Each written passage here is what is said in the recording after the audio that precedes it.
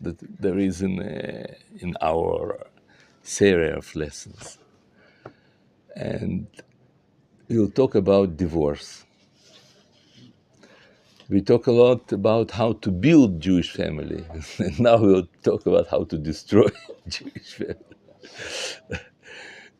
In which situation we should, it's justified to divorce, and why?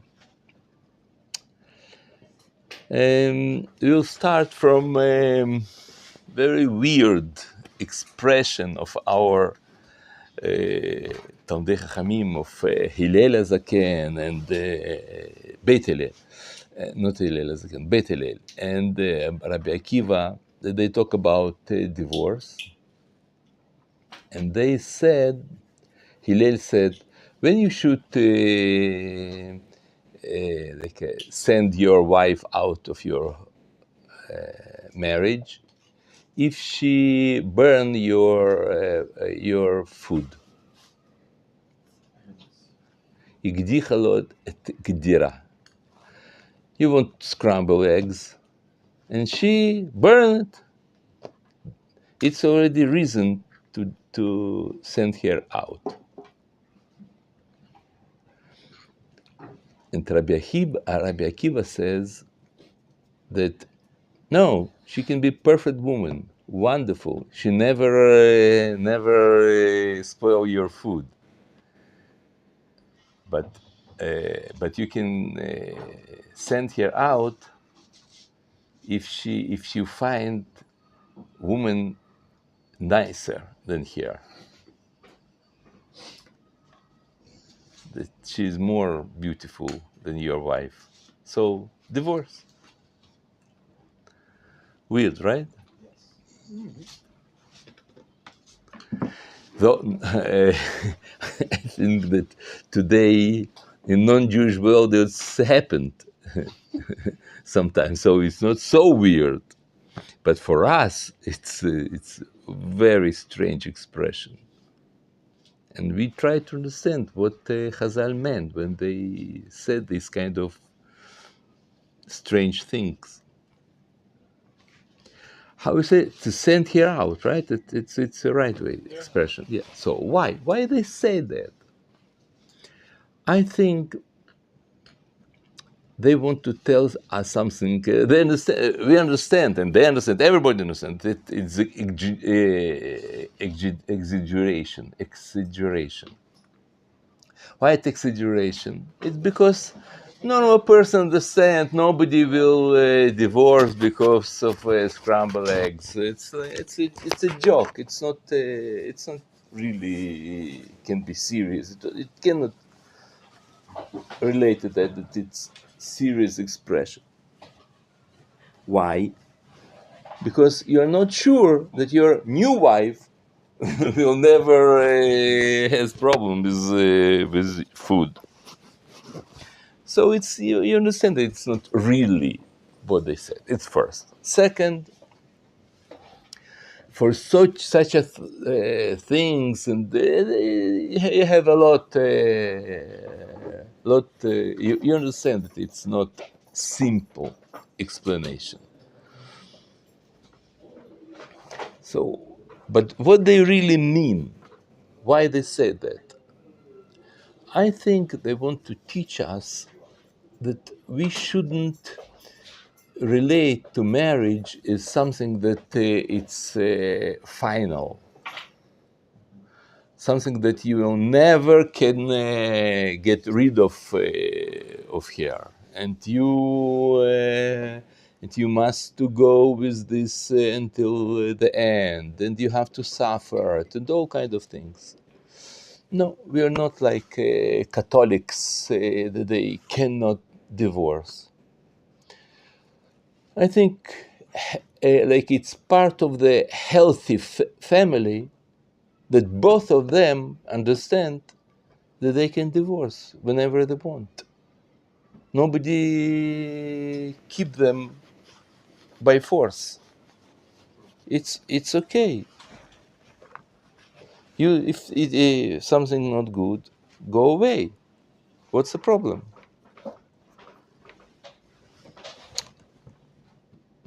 I think it's very, very important that we should understand in our marriage that we choose each other every day from the beginning.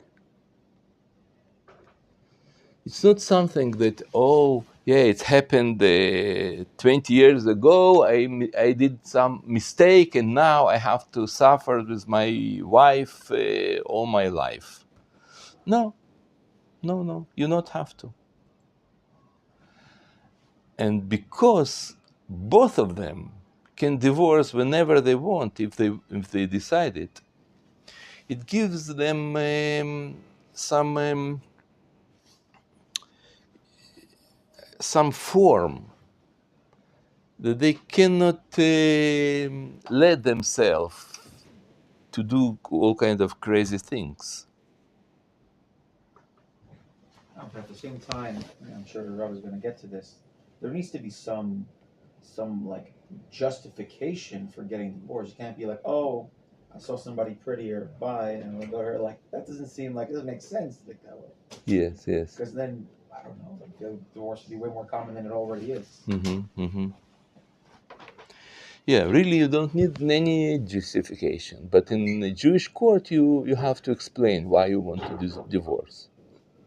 So they did it like they exaggerate in order to bring it like to be ridiculous.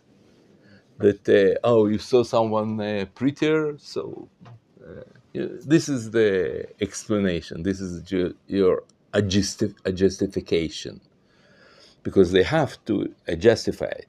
Why they want to divorce? They have to give some reason. But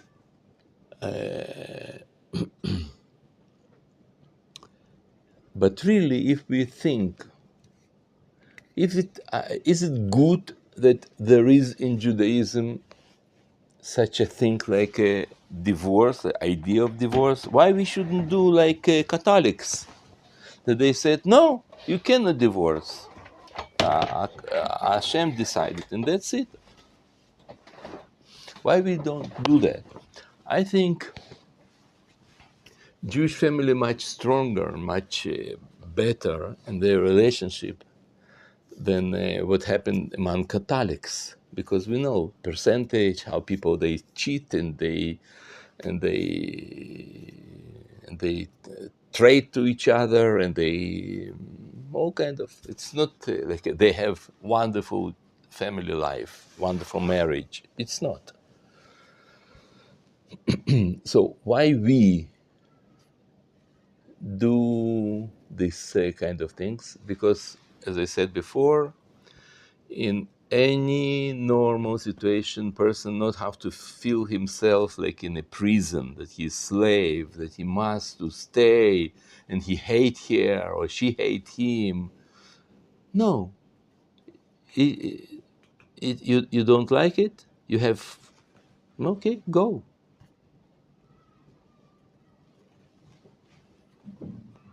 And that's what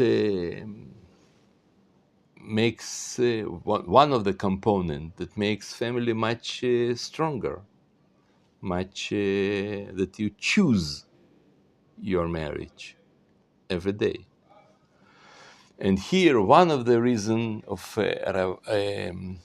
Hillel, Bet Hillel, is she did something wrong, something not so good, but something very, very tiny, but still she did something wrong.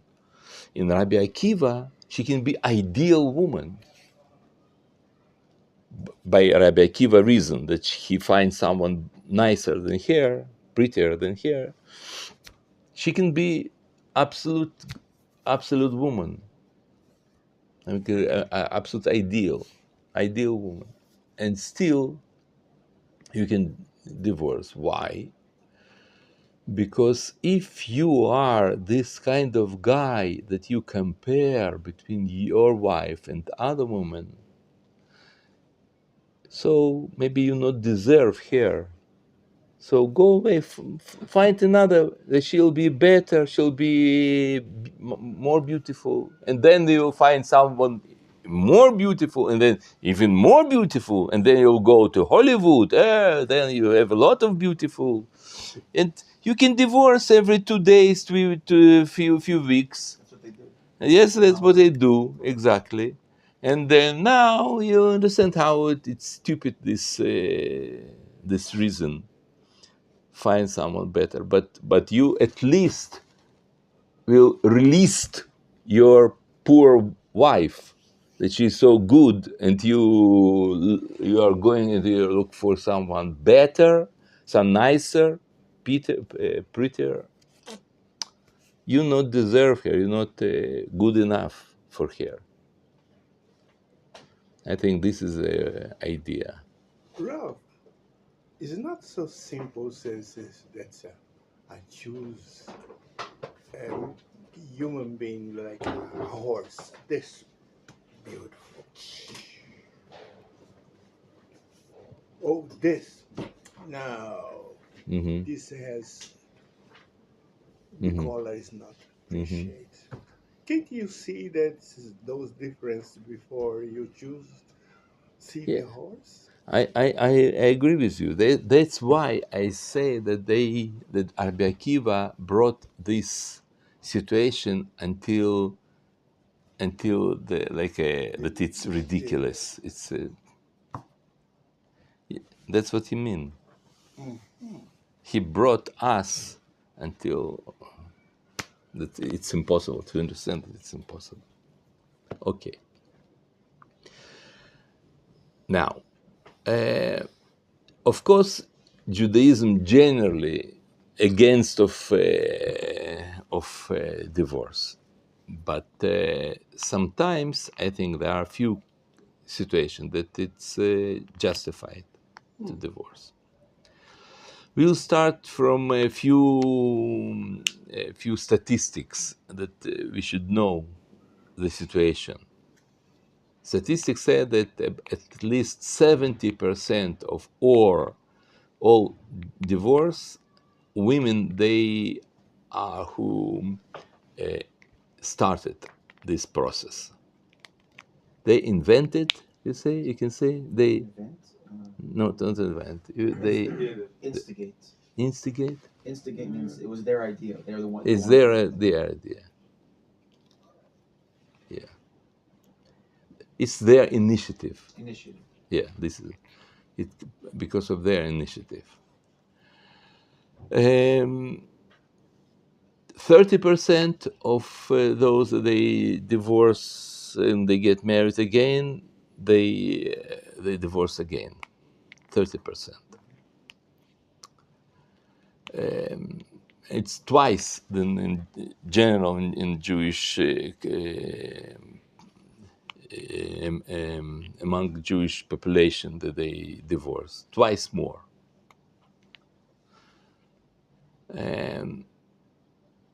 And 50% they have that if they divorce, their children have chance to divorce also.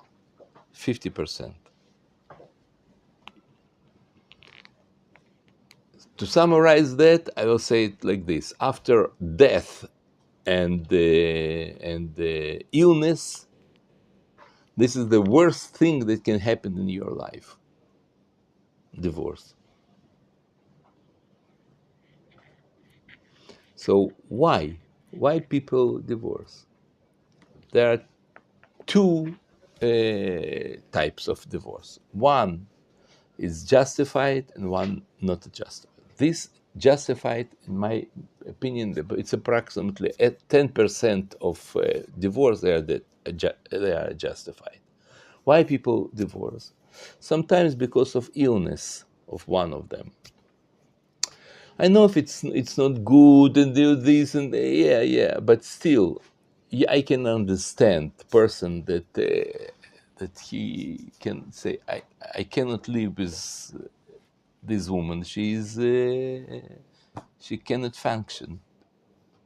So she sit all her life in bed and she doesn't move. okay, she is sick, or he is sick. So they decided to divorce. That's, for example, I think justified reason. Or sometimes they have attitude that it's terrible attitude, sadistic behavior from one of them. It's also justified to divorce, because we married not in order to suffer. There is no, just a moment. There is no mitzvah to suffer in marriage, and no obligation. If it's something terrible, so divorce. But problem is that 90% it's because they have problem in their relationship. He think that she is stupid. She think that he is terrible. That she is said to him that and that, and she doesn't understand him, or he's how I say that he doesn't want to pay money. Cheap, Cheap, you say? stingy, cheap. Stingy. Yeah, that he's stingy. She said, "Oh, because of he's stingy, that and that and that." And you say also cheap. It's in English. In America, they In say America, it's yeah. And all kind of they don't manage with each other. He doesn't respect her. She doesn't. He doesn't work, or because of her father, because of his mother. All kind of. You said it's 90%. This sounds like 100%. What's the other 10%? I told sometimes it's illness, and sometimes they have people that they are aggressive, they are sadistic things, and all kind of things like this.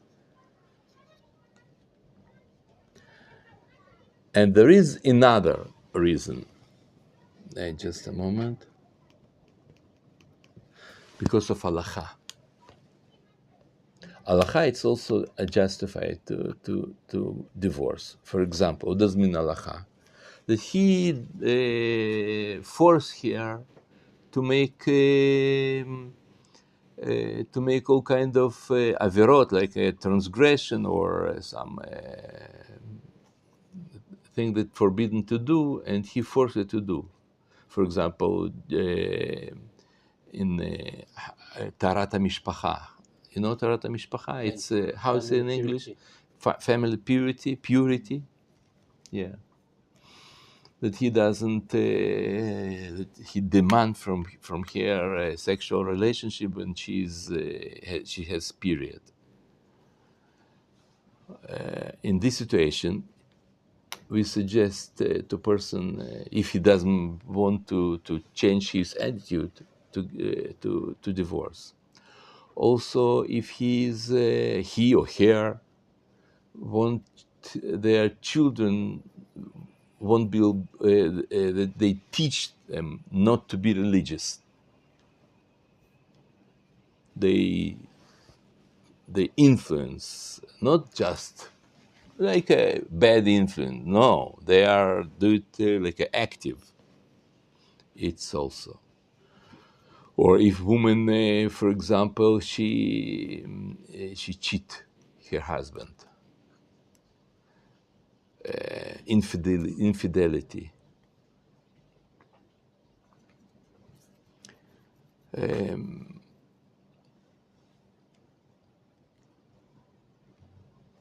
Yeah, this sometimes when he really like a torch here, not physically. He can be emotional. He torch here. I know some family that he spit on her, physically, like a literally spit on her.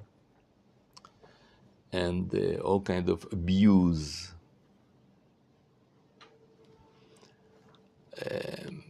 And in this situation, if he is ready to go to treatment and to go to psychologists, to counseling, all kind of things, it's still we can do something. But sometimes people, they are so, they it's like an illness. It's like a narcissism.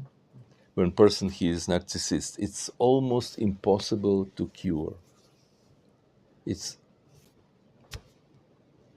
he can play the game. He said, yes, you're right. I did mistake, and then he can do it again and again and again, all kind of different things. It's very difficult to be married to narcissist woman or narcissist man.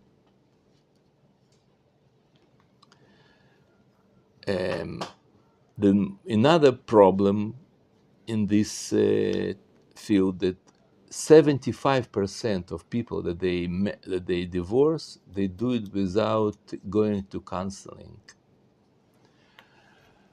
Today in Israel, if they go to Jewish court today, they force them to go to counseling for 3 or 4 meetings. But usually those 3-4 meetings not help a lot, and people that do that, they're not so qualified, good qualification, and also the people that they comes to Rabbanut, to Jewish court, they come to Rabbanut for a divorce. It's already too late. They already decided. Yeah, they decided, but they still, even they decided, they force them to go 4 times, or 3 or 4 times to hear. No, don't do that, and then okay.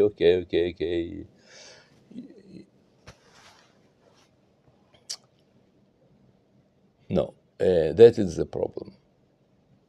And people think that if they some problem with their spouse, so they go to their mother, to his brother, to his friend, and they talk with them.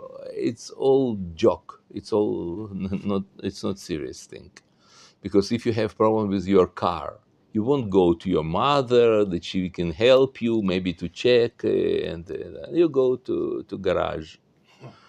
So go to specialists, not to your good friend, to your.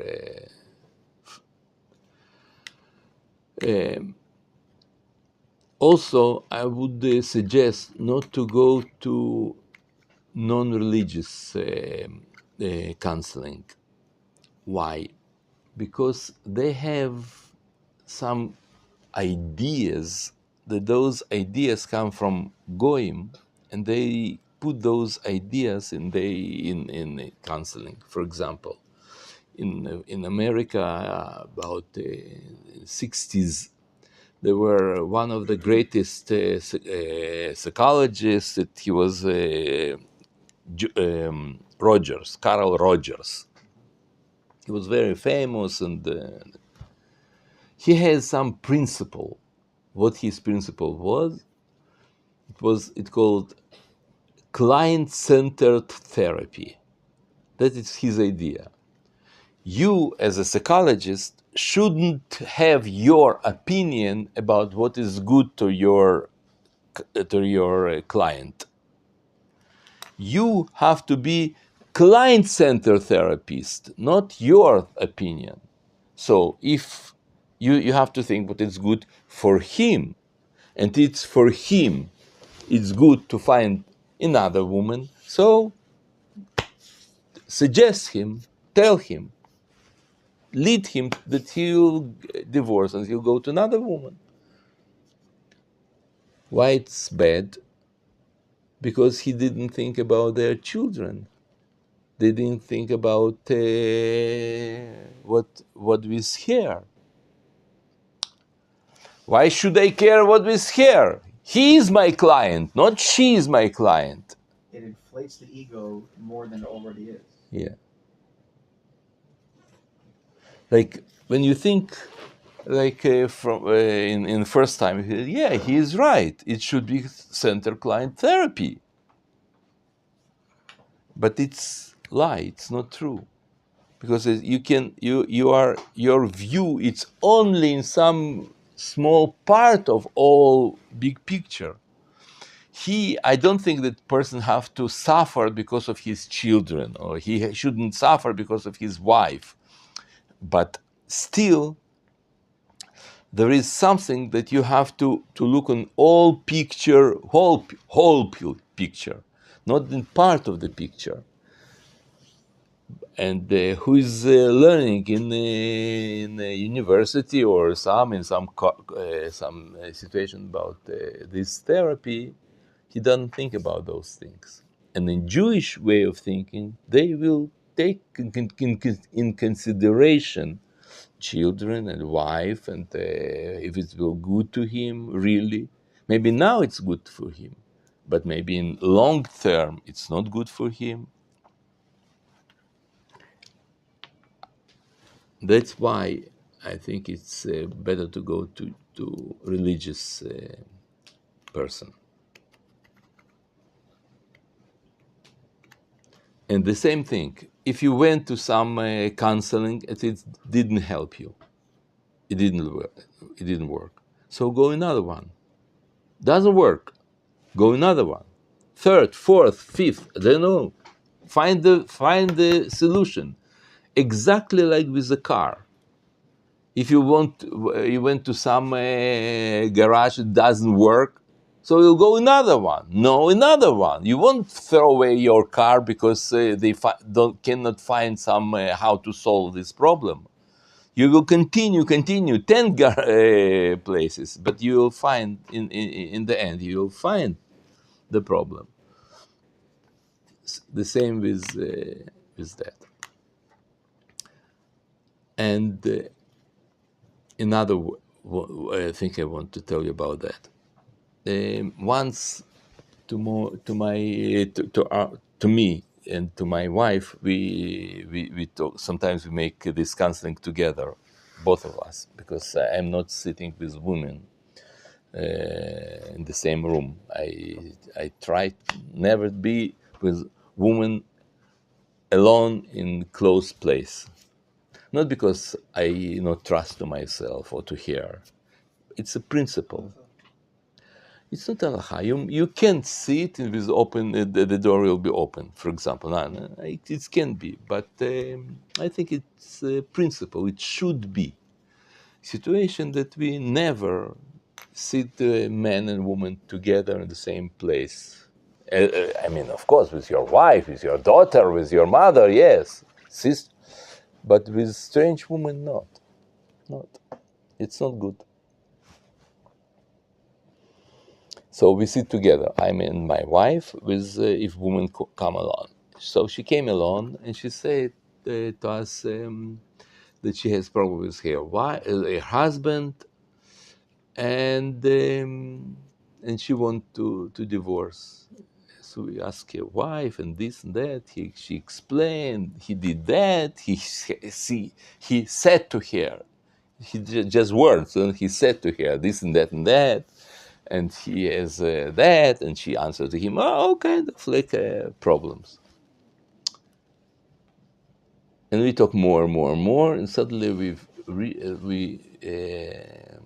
realize that this woman, she lives in there is some settlement, that in this settlement, people that they divorce, so settlement itself, like this community, they gave them it calls caravan, like it's like a small house.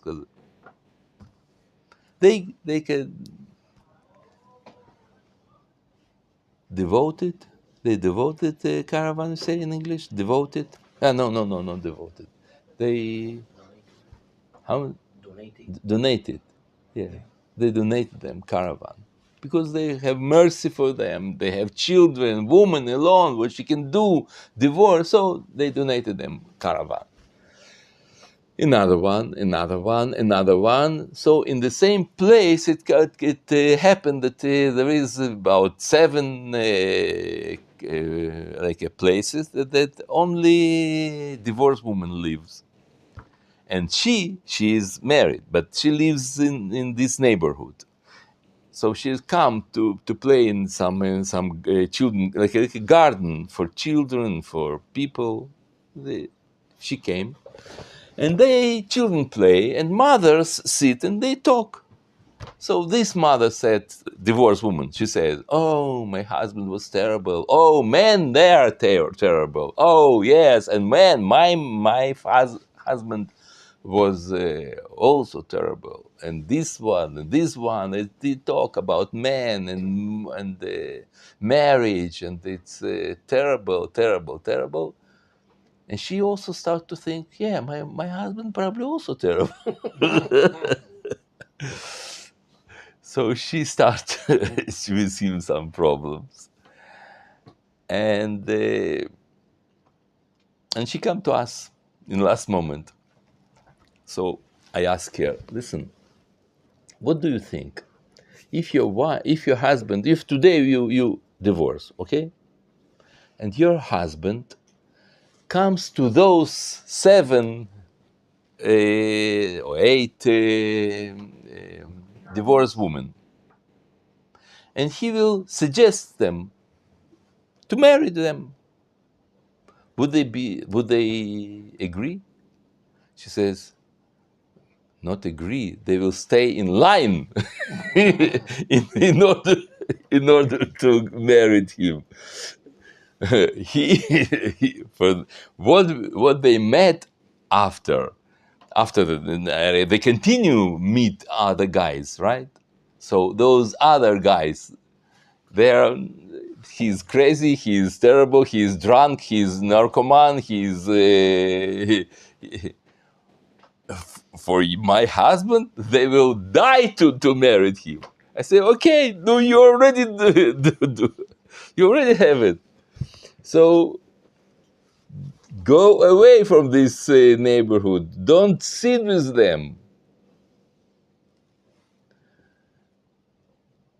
And it's very like a paradox situation, before married, before woman married, she or man, they usually choose with who married. For example, like a single woman, a single girl, she met some guy, and she think, oh, okay, maybe I agree, not agree, right? After they divorce, she hope that somebody will take her. She not choose. You know that about 90% of all people that they married, they will never, second time, after second marriage, yeah, they will never marry him in first choose. I explain myself. They would never choose him the second time. No, first time. If she now she is single, and she want to marry some, so she met some girl. No. Again. She is divorced now. She want marry. She met some guy, and she decided that he look that he is okay for her, right? Now, this guy that she met him, Yossi. Now, if she would be single, would she marry Yossi? This Yossi? Never. So Never. It's a compromise. It's always compromise. Settling, they call it. How is it? Settling, like you're settling because like you don't want to be Yes. alone, so I settle. Okay, he's Okay. not great, but whatever. Yes. It's compromise. It's always compromise.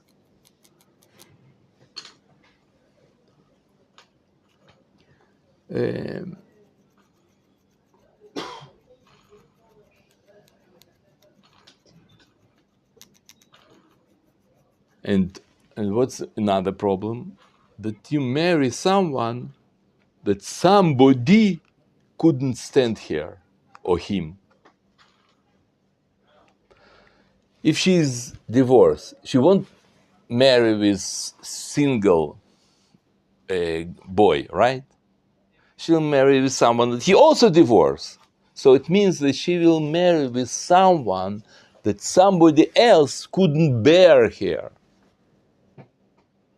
And you think it's it's everything it will be okay? No, it's not easy.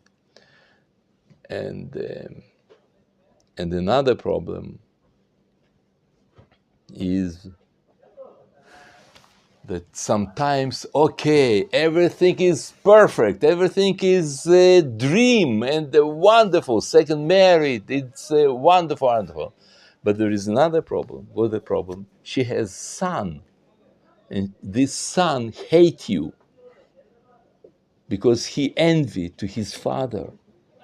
He jealous that to his mother.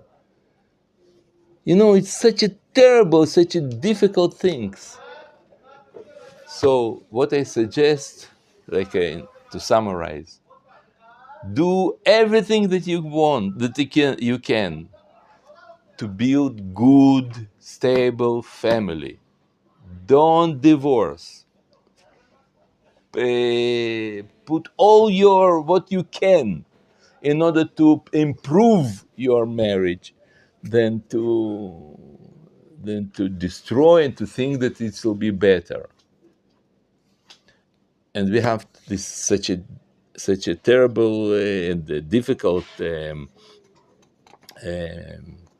topic. We have to finish by joke, but it's real joke. It's not. It didn't happen. It's not like a invented joke. It happened in reality. There is a psychologist. He's very famous. His name Rudolf Dreikurs. He's a student of Adler, and Adler was student of Freud. It's very very serious guy, and he tried to explain to people that there is no ideal people. There is no ideal people in the world. And he says once and so he starts all his lectures with this question. He has, do you know someone that he is ideal? No, nobody knows, right? So your wife is not ideal. Your husband is not ideal. Okay, try to live. This is his. One day he comes to his lecture and he asks, do you meet someone, do you know someone that he is ideal? Some guys raise his hand. He says, yes, I know. Ah, really? First time in his practice that someone knows ideal person. Oh, who is it, this ideal? He says, it's the first husband of my wife.